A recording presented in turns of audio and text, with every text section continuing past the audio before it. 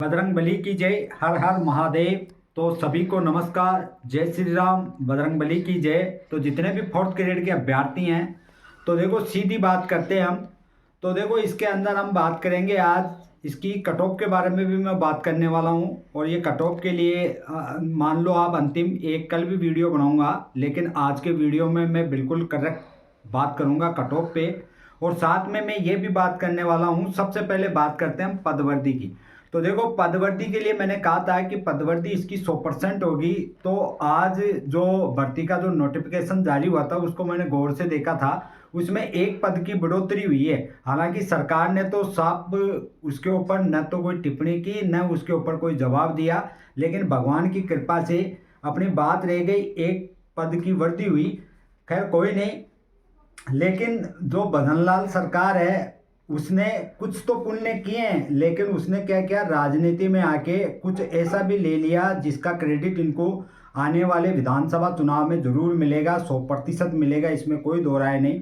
तो इन्होंने जो सबसे अच्छा काम किया था, या हम ये कह सकते हैं इनकी किस्मत अच्छी थी। अब जो कहते हैं ना भाई, किस्मत में और उसमें मेहनत में क्या फ़र्क होता है। तो देखो भजनलाल जी अपने पास में अच्छा उदाहरण है, इनको देख सकते हो।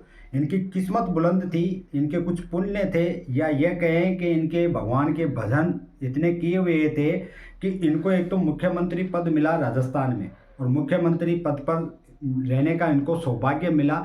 और मेरे को लगता है ये पूरे 5 साल रहेंगे भी, इसमें कोई दो राय नहीं है। अफवाहें राजनीति की वो चलती रहती है, उससे कोई फर्क नहीं पड़ता। अब इसमें जो रीजन बना शुरुआती दौर में जितने भी थे, हालांकि मेरी खुद की बात की जाए तो वर्तमान में मैं न कांग्रेस से हूँ न बीजेपी से। मैं वर्तमान में आरएलपी जो पार्टी है, हनुमान बेनीवाल की पार्टी, उससे जुड़ा हुआ हूँ। तो स्पष्ट बोलने की अपनी भी एक वो रही है, और एक मैं डरता नहीं हूँ। सीधी बात ये है कि डरता नहीं हूँ, क्योंकि हम बजरंग बली के भक्त हैं। तो बजरंग बली के जो भी भक्त होते हैं वो डरते नहीं है। मुझे हनुमान क्या नाम, अब बात करते हैं हम किसकी, जो अपने मुख्यमंत्री जी हैं।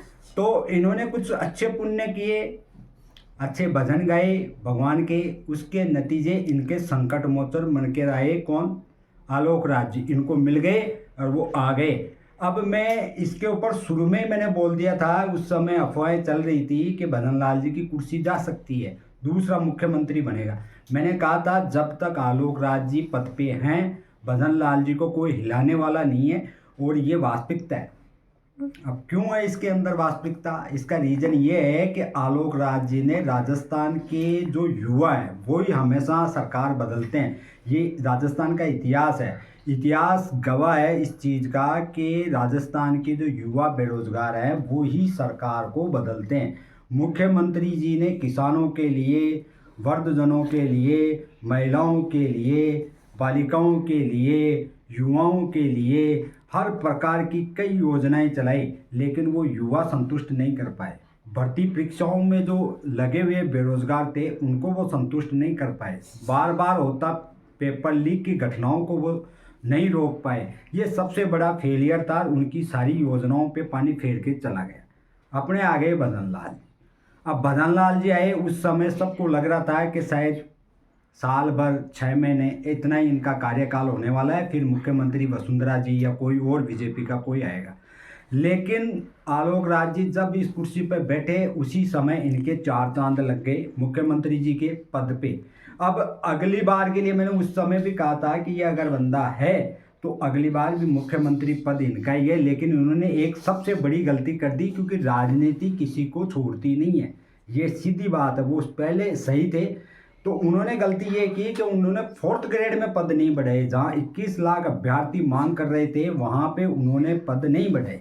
अब उसमें रीज़न दे दिया पद खाली नहीं है, वो नहीं है। लेकिन देखो युवा सब देखता है, इसके अंदर जितनी भी भर्ती परीक्षाएं इन्होंने करवाई उन्होंने पद बढ़ाए, तो क्या वहाँ पे पद खाली छोड़े थे? पहला सवाल ये उठता है।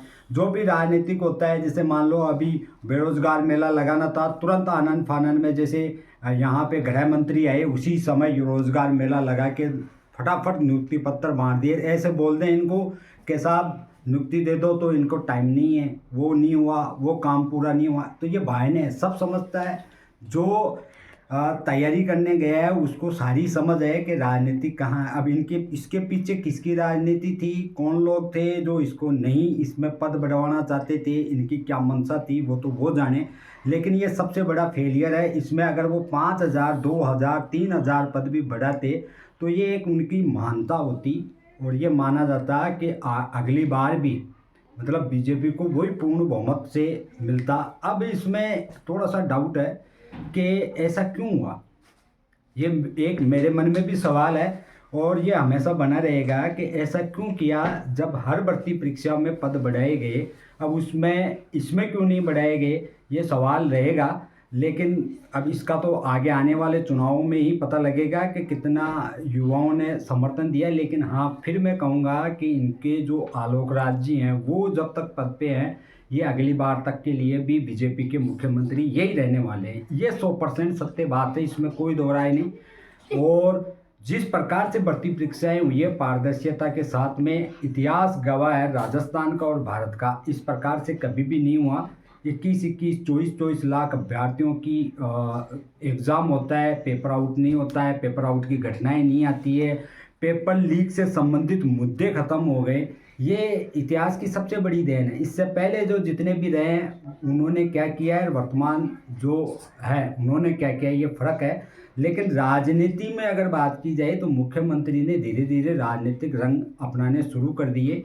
अब क्यों अपनाए ये मेरे को नहीं पता। जहाँ भर्तियाँ होती है पेपर आउट का इनको पता होता है कि हो रही है, पिछली भर्ती सरकारों में देख लो, वहाँ पे ये पद इनको बोले कि 10,000 बढ़ाओ तो वहाँ पे ये 20,000 बढ़ाएंगे, क्योंकि उनको पता है पेपर आउट हो रखा है, लेकिन फिर भी बढ़ाएंगे। क्यों बढ़ा दिए जाते हैं ये चीज़ें, मतलब एक सोचने की और समझने की बातें हैं कि रीट के अंदर पेपर आउट हुआ था 2022 में, फिर उसमें पद है जो लगभग 20,000 पद और बढ़ा दिए उसको दबाने के लिए, या उनकी मंशा होगी जो इनके जो आसपास के लोग होते हैं कि भाई हमारे ज़्यादा पैसे ले रखे हैं या हमने ज़्यादा लोगों का टेंडर ले रखा है, उतनी पूर्ति तो करो, उस हिसाब से ये पद बढ़ा देते हैं। ये राजनीति है, ये होती है सरकार की राजनीति।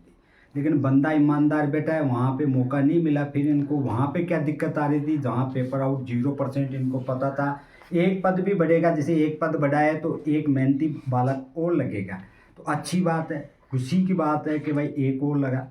आगे आने वाले समय में आप पिछले 5 साल की बात कर रहे हो, उस समय आलोक राज जी उस पद पे नहीं रहे, तो मैं लिख के दे देता हूँ इस आरएसएस-बी की इतनी औकात नहीं, या हम ये कह सकते हैं कि कर्मचारी चयन बोर्ड अगर पहले वाले रूप में आ गया तो एक भर्ती में भी आप एक ईमानदार बालक भी लगाना मुश्किल हो जाएगा। ये बात इनको समझनी थी। फिर भी अच्छी बात है, एक पद बढ़ गया। अब मैं आता हूँ कट ऑफ पे। तो कट ऑफ मेरी अनुमानित है, मेरा आधार है, आपको पसंद नहीं आए कोई दिक्कत नहीं, लेकिन मैं फिर बोल रहा हूँ कि इसकी कट ऑफ जो 2 गुना की है वो 74 रहने वाली है, 74.33।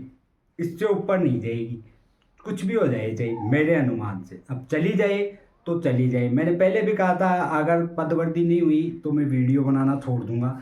तो अभी पदवर्दी के लिए तो एक की वर्दी हुई है तो मैं आ गया। अब कट ऑफ अगर ये नहीं रही तो मैं 4th ग्रेड पे वीडियो नहीं बनाऊंगा, आगे फिर बंद कर दूंगा।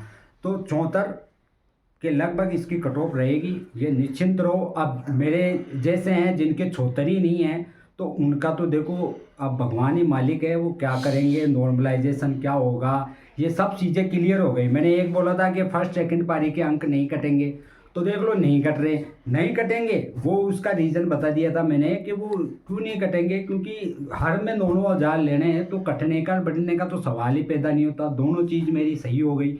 अब ये एक अनुभव से आती है, इसमें एक अनुभव होता है, एक रिसर्च होता है, आपको फील्ड में जाना पड़ता है। ऐसे थोड़ी ये बैठे ही हम सूत्र मिल गए वो मिल, सूत्रों से काम नहीं चलता है। उसके लिए आपको मेहनत करनी पड़ती है, रिसर्च करना पड़ता है, तब जाके वो सही आंकड़ा। अब जब कट ऑफ आएगी 15 तारीख को तो मेरा अनुमान से 74 पॉइंट कुछ जा सकती है, लेकिन ऐसे नहीं कि 76 चली गई 2 गुना की, ऐसा नहीं होने वाला है, 74 ही रहेगी। और जो फाइनल कट ऑफ है नॉर्मलाइजेशन के बाद में वो 78 के लगभग रहने वाली है।